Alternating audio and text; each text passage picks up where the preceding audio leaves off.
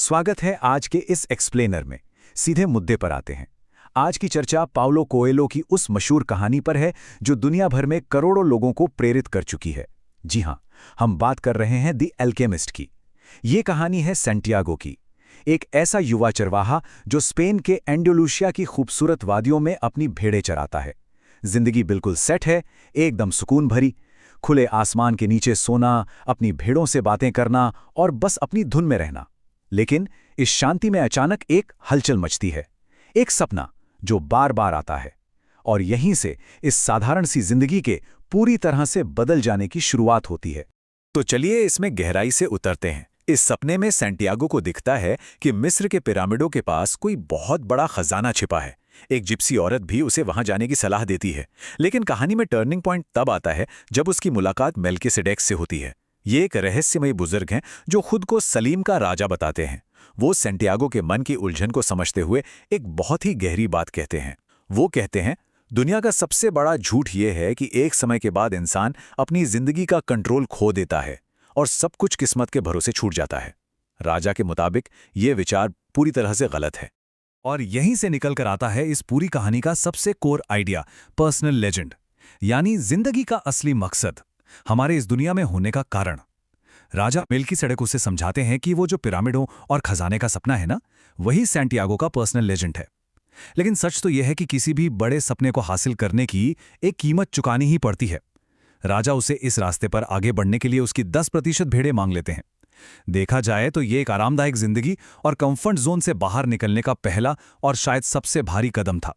अब सैंटियागो का ये महाकाव्य जैसा सफर देखिए। स्पेन के कंफर्ट से शुरू होकर टैंजियर शहर के अनजान रास्तों पर धोखे का सामना करने, एक क्रिस्टल की दुकान पर पूरा 1 साल कड़ी मेहनत करने, फिर अल फयूम ओएसिस में महीनों रुकने से लेकर अंत में मिस्र के पिरामिडों तक पहुंचना और फिर वापस स्पेन लौटना। ये पूरी टाइमलाइन हमें बताती है कि अपनी मंजिल को पाने का रास्ता कभी भी सीधा नहीं होता। एक बहुत बड़ा फिजिकल और स्पिरिचुअल ट्रांसफॉर्मेशन का सफर था। इस मुश्किल रास्ते पर सही दिशा चुनने के लिए राजा ने सैंटियागो को ओमिन्स यानी यूनिवर्स के संकेतों के बारे में बताया था।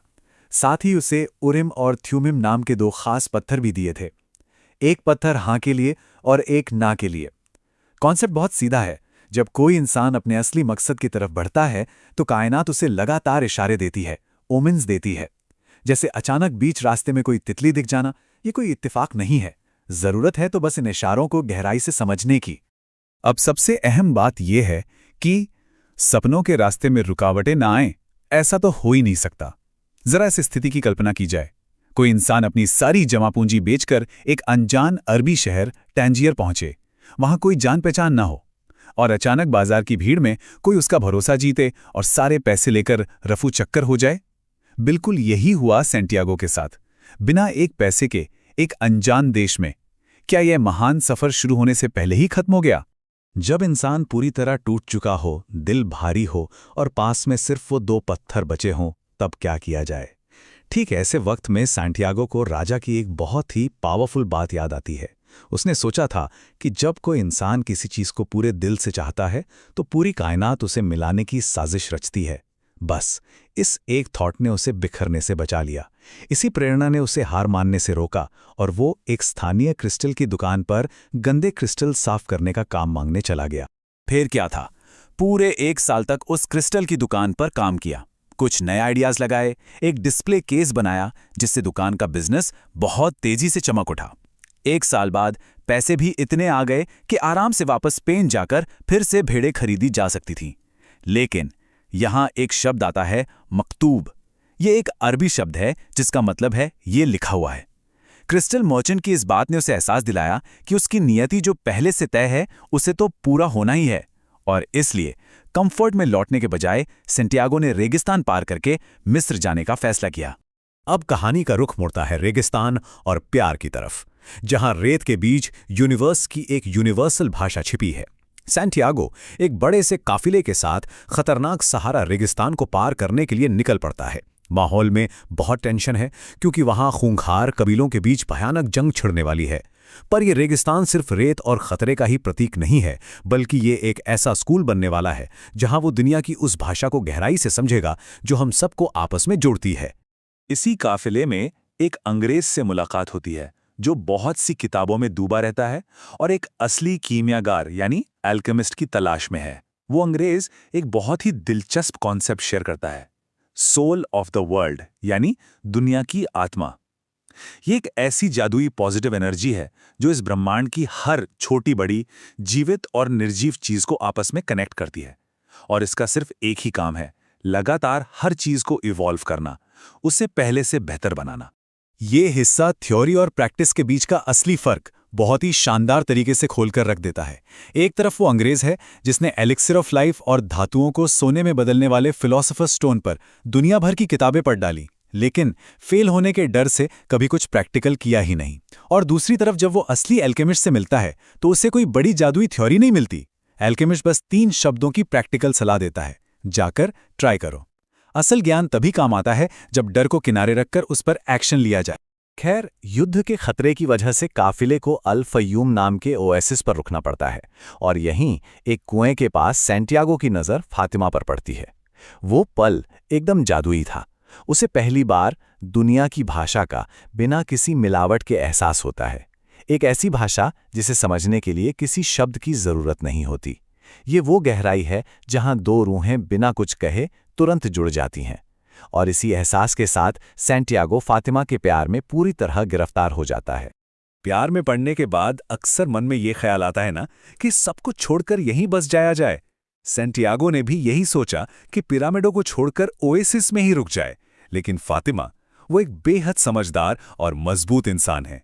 वो एक ऐसी बात कहती है जो दिल को छू जाती है। सच्चा प्यार कभी भी किसी को उसके सपनों के पीछे जाने से नहीं रोकता। रोकने के बजाय वो उसे अपना सफर जारी रखने और अपने पर्सनल लेजेंड को पूरा करने के लिए पूरी तरह प्रेरित करती है। अब आती है अंतिम परीक्षा, जहां असंभव को संभव बनाने के लिए डर का सामना करना ही होगा। कहानी अपने सबसे रोमांचक और खतरनाक मोड़ पर है। एक दिन सैंटियागो आसमान में 2 बाजों को लड़ते हुए देखता है। वो इस ओमन को डिकोड कर लेता है और कबीले के सरदारों को हमले की वार्निंग देता है। ये वार्निंग बिल्कुल सही निकलती है। इनाम में उसे 50 सोने के सिक्के मिलते हैं। लेकिन सबसे बड़ी बात, इसी वजह से इसकी मुलाकात काले कपड़े पहने उस रहस्यमयी और असली एल्केमिस्ट से होती है। एल्केमिस्ट उसे अपने साथ पिरामिडों तक ले जाने का फैसला करता है, लेकिन रास्ते में एक सेना की टुकड़ी उन्हें जासूस समझकर बंदी बना लेती है। जान बिल्कुल दांव पर लग जाती है। तभी एल्केमिस्ट एक ऐसा दांव खेलता है जो होश उड़ा दे। वो कमांडर से कहता है कि सैंटियागो कोई मामूली इंसान नहीं बल्कि एक बहुत बड़ा जादूगर है जो 3 दिन में खुद को हवा में बदलकर उनका पूरा कैंप तबाह कर सकता है। अगर वो ऐसा नहीं कर पाया तो वे उसकी जान ले सकते हैं। अब जरा इस बात पर गौर किया जाए, एक मामूली सा चरवाहा भला खुद को हवा में कैसे बदल सकता है? अंदर से डर के मारे हालत खराब थी, लेकिन अल्केमिस्ट समझाता है कि सपनों तक पहुंचने के रास्ते में सिर्फ डर ही सबसे बड़ी रुकावट है। तीसरे दिन सैंटियागो अपने इस डर पर पूरी तरह काबू पा लेता है। वो दुनिया की भाषा का इस्तेमाल करते हुए सीधे रेगिस्तान, हवा और सोल ऑफ द वर्ल्ड से संवाद करता है। देखते ही देखते वहां एक इतना विशाल और खौफनाक रेतीला तूफान उठता है कि सेना के पसीने छूट जाते हैं। इस चमत्कार को देखकर कमांडर उन्हें पूरे सम्मान के साथ आज़ाद कर देता है। और अब असली खजाने का खुलासा और पिरामिडों की सबसे बड़ी विडंबना। एल्केमिस्ट सैंटियागो को एक मोनेस्ट्री तक सुरक्षित छोड़ता है, अपनी विद्या से शीशे को सोने में बदलकर उसे देता है और फिर उसे अकेले अपनी मंजिल की तरफ आगे जाने देता है। इतने सालों की कड़ी मेहनत, धोखे और इतने लंबे सफर के बाद आखिरकार सैंटियागो अपने सपनों के पिरामिडों के ठीक सामने खड़ा था। इस पूरी कहानी का ये सबसे भावुक पल है। सैंटियागो वहां पिरामिडों के पास रेत में अपने खजाने के लिए खुदाई शुरू करता है। तभी वहां युद्ध के कुछ शरणार्थी आधमकते हैं। वो उसे बुरी तरह पीटते हैं और उसका सारा सोना लूट लेते हैं। जब सैंटियागो ने अपने खजाने के सपने के बारे में बताता है तो कहानी में एक बहुत ही क्रूर लेकिन हैरान करने वाला ट्विस्ट आता है। उनमें से एक लुटेरा हंसते हुए कहता है कि उसने भी एक सपना देखा था कि स्पेन के एक पुराने खंडर हो चुके चर्च में एक गूलर के पेड़ के नीचे खजाना गड़ा है। लेकिन वो इतना बेवकूफ़ नहीं था कि सिर्फ एक सपने के लिए अपना समय बर्बाद करके इतनी दूर आए। और सबसे बड़ी हैरानी की बात देखिए, ये बिल्कुल वही चर्च था जहां से सैंटियागो ने अपना ये पूरा सफ़र शुरू किया था। तो इस बेहतरीन कहानी को देखने के बाद जो 7 पावरफुल जीवन के सबक सामने आते हैं, जरा उन पर नजर डालते हैं। पहला, हमेशा सपनों का पीछा करना और कंफर्ट जोन से बाहर निकलना। दूसरा, कितने भी भटकाव आए अपने पर्सनल लेजेंड पर डटे रहना। तीसरा, चुनौतियों को हमेशा मार्गदर्शन करने वाले ओमन्स की तरह देखना। चौथा, एक्शन लेने के लिए फेल होने का डर दिमाग से निकाल देना। पांचवा, हमेशा दिल की आवाज और इंट्यूशन को गहराई से सुनना। छठा, इस बात को पहचानना कि असली खजाना अक्सर हमारे बहुत करीब ही होता है। और सातवां, मंजिल नहीं बल्कि वो सफर मायने रखता है जो तय किया जाता है। अंत में इस एक्सप्लेनर को खत्म करने से पहले जरा इस बारे में गहराई से विचार किया जाए। क्या होगा अगर ये सारा संघर्ष, ये सारी रुकावटें और ये पूरा सफर ही असल खजाना हो? सैंटियागो को सोने का वो खजाना वापस स्पेन जाकर उसी गूलर के पेड़ के नीचे मिल गया, लेकिन अगर वो इस लंबे सफर पर नहीं जाता तो क्या उसे जिंदगी के वो अमूल्य तजुर्बे कभी मिलते? क्या वो दुनिया की भाषा कभी सीख पाता? क्या उसे फातिमा का वो सच्चा प्यार कभी हासिल होता? बिल्कुल नहीं। तो इंसान अपनी जिंदगी में जिस खजाने की तलाश में भागता है, कहीं वो मंजिल में नहीं बल्कि इस सफर के दौरान मिलने वाले खूबसूरत अनुभवों में ही तो नहीं छिपा है। बस इसी उत्सुकता को बनाए रखिए और जानने के लिए हमेशा यूं ही सीखते रहिए।